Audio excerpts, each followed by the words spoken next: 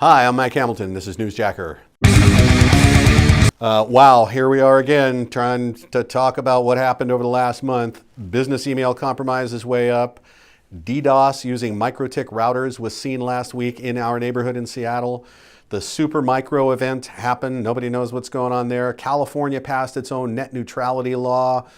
The United States of America is a little irked about that. Also, IoT law, ban on default passwords. Finally, some attention to the water sector. It's been a big month. Okay, so first, this super micro business. Bloomberg journalists are known for maintaining high standards, and regardless, they seem to have screwed the pooch on this one. They claim that the Chinese have penetrated the supply chain of super micro computers and added a chip that effectively gives them full access. There's a lot to unpack there. It would have to be against specific targets to avoid detection. Everyone denies this, including the intelligence community. So Bloomberg has got some explaining to do. This isn't over, but the denials combined with a lack of evidence provided by Bloomberg suggest that this didn't happen, which raises the more interesting question, how was Bloomberg led to believe this? Still an open question. Okay, vertical sectors. Let's talk about the finance sector a lot. Yikes. Secret Service warns ATMs are being wiretapped so that a skimmer isn't necessary anymore.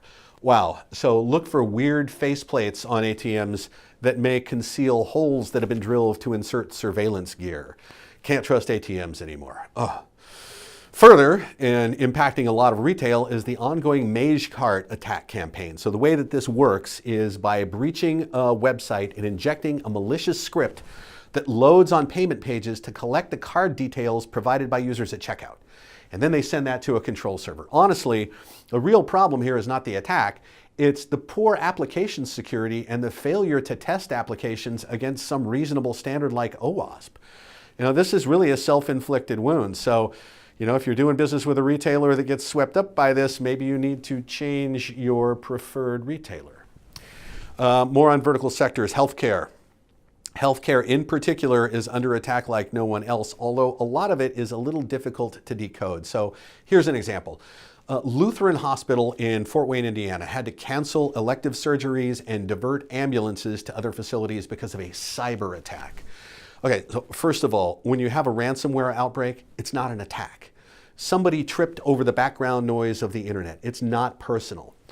Still, the fact that hospital operations were disrupted that badly speaks to the ease with which all of these commoditized attack tools and denial of service and ransomware as a service can cause collateral damage that far exceeds the annoyance of having to consider paying a ransom. Wow. More to the point on trends, some surveys were conducted by the HIMSS organization recently that have some interesting results I think we should really be addressing. So 20% of hospital executives say that malware has hit medical devices, and that is pretty disturbing. And worse, they claim that 30% of those devices can't be patched. We should pay attention to this. We're not there yet, but the time may be coming that a trip to the emergency room to be connected to a life-saving piece of technology may be a roll of the dice in and of itself. Government and military. Cyber war. Wow, okay. So as a country, the United States has a new cyber strategy. It's far less defensive and far more offensive. Is this a good thing? Well, for deterrence, it may be. Countries are going to be less likely to pull the trigger if they know that retaliation is our policy. And the U.S. is seriously good at this. However, that depends on attribution, knowing with a high degree of certainty what country is behind this action. Attribution is a real black art, and there will always be claims of false flag, denials, said we didn't do it, they did it, finger pointing. Because of that, this policy has all the potential to result in outcomes that are the exact opposite of those intended. Interestingly, Britain has actually practiced shutting down Russian infrastructure and, more importantly, made it known publicly that they practiced this. That in itself is deterrence, just letting them know we're locked and loaded, don't do it. The DoD is also finding that many of our high-tech weapons, including nuclear weapons, nuclear warning systems, are insecure. And thus the threat of accidental nuclear war or the inability to react in time to a nuclear event are now fun new things we can lump into the cyber is going to kill us all conversation. Some government litigation issues. California passed their own net neutrality law, and Vermont, I think it was Vermont, followed very quickly thereafter. So the president says that these laws cause irreparable harm to the United States. Setting aside that net neutrality was the norm for a long time and somehow we didn't fall over. Interestingly, it's not the federal government that's suing the states, it's the entire telecom industry. So what does that tell you about the motivation here? Also, it's now clear that 99% of the unique source comments to the FCC regarding net neutrality were in favor of it, and that nearly all of the comments urging repeal were from stolen usernames. There's been all kinds of weird denials around that too. Now that this has emerged, the FCC and Chairman Pai has got some explaining to do. And my favorite, privacy and surveillance. From the You're the Product department, almost every free VPN service is tracking you and selling your data. Yep, that privacy tool is doing exactly the opposite of the expectation created by using it. So honestly, I think that we could all be a whole lot better at reading terms of use before clicking that accept button, because again, some wounds are self-inflicted.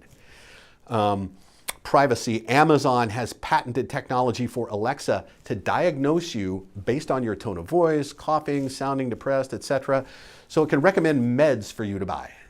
On the face of it, this is a seriously bad idea. And I'm not sure how this made it through the Amazon PR FAQ process that they use to come up with new products and services. Clearly, there are no privacy implications of letting its voice assistant analyze the emotional and physical states of its customers. None at all. My prediction is that this one's not going to make it to market. Just because you have a patent on something doesn't mean it becomes a product. The California Privacy Act of 2018 will be enacted January 1st, 2020, unless lawsuits hold it up. This is all about giving consumers control over how their information will be used, including a requirement to allow consumers to opt out of data being sold. Wow, what a great idea. Somewhat similar to GDPR, this trend is not going to go away. We are all sick of being mined for our habits in order to sell us something, manipulate our opinions, or steal from us. Basically, the three things that the internet is good at. Finally, a number of articles on how spending on security is not moving the needle. Using examples like Facebook's troubles despite significant allocation of resources into their security organization, and some general consensus that continuing to spend on technology to solve security problems is not worth the money, let me just say, I agree. Spending on new technology that promises to solve your problems is not as effective as rolling up your sleeves, having appropriate preventive controls in place, and accepting the fact that those preventive controls are going to fail, and that you will need to fall back on detection and response. The way that you limit the impact of what is now a foreseeable event, it is going to happen, is through detection and effective response. You're secure until your ticket is punched. So you'd better be watching that network. I'm Mike Hamilton. This is NewsJacker.